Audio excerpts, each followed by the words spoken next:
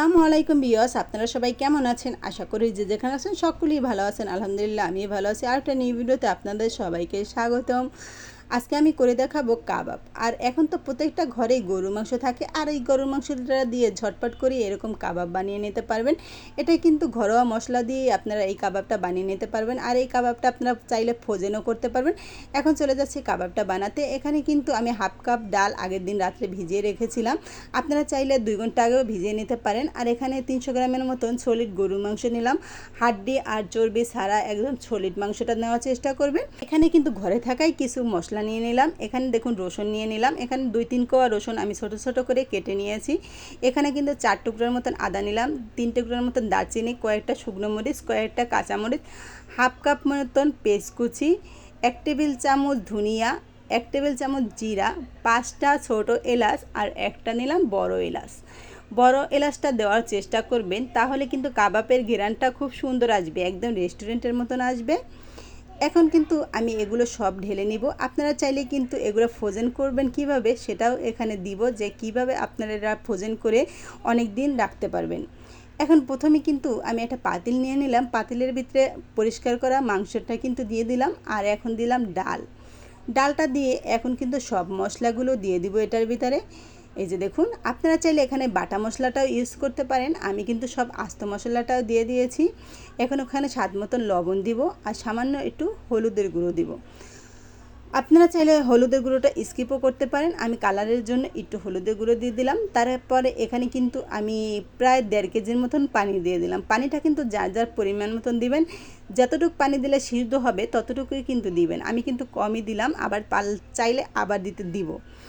এখন দেখি না আমার আর পানি লাগে না, এখন সেদ্ধ হয়ে গেছে। এখন আস্ত মশলাগুলো আমি তুলে নেব। এখানে কিন্তু দারচিনি, তারপরে তেজপাতা যেগুলো আছে সেগুলো কিন্তু তুলে নেব। আপনারা চাইলে এখানে কিন্তু তেজপাতাও দিতে পারেন। আমি তো এখানে তেজপাতা দিইনি।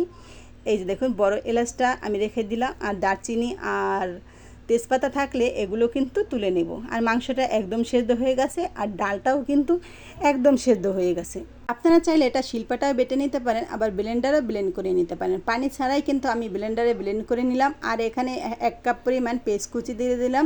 আপনারা চাইলে এখানে কিন্তু বেরেস্তাও ইউজ করতে পারেন, তাহলে কিন্তু অনেক দিন সংরক্ষণ করা যাবে। আর কাঁচা পেঁয়াজ দিয়ে বেশি দিন সংরক্ষণ করা যায় না। এখানে কিছুটা দিয়ে দিলাম ধনিয়া পাতা কুচি, কিছুটা কাঁচামরিচ কুচি, 1 টেবিল চামচ ভাজা জিরার গুঁড়ো, 1 টেবিল চামচ গরম মশলার গুঁড়ো, আর হাফ টেবিল চামচ টেস্টি সলটা দিলে একদম রেস্টুরেন্টের মতন টেস্ট লাগবে তার জন্য। আর এই যে দেখুন, এখানে কিন্তু 3 টুকরো দিয়ে দিলাম লেবুর রসটা দিয়ে।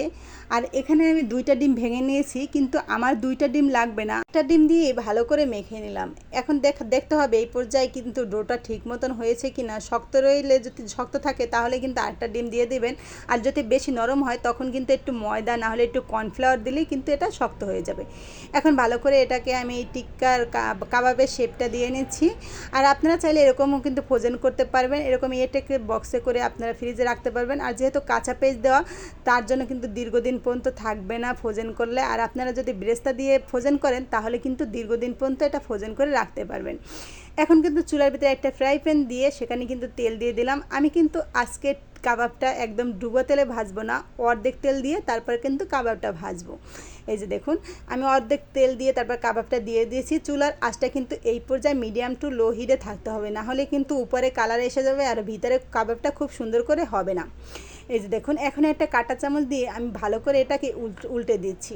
আর খুব কম দেওয়ার চেষ্টা করবেন, না হলে কিন্তু এটা ভেঙে যেতে পারে। দেখুন, খুব সহজে কিন্তু আমার কাবাবটা ভাজা হয়ে গেছে। এখন এটা তুলে নেব, পরিবেশন করার পালা। এই যে দেখুন, পরিবেশন করলাম, যে দেখতে কতটা সুন্দর লাগছে।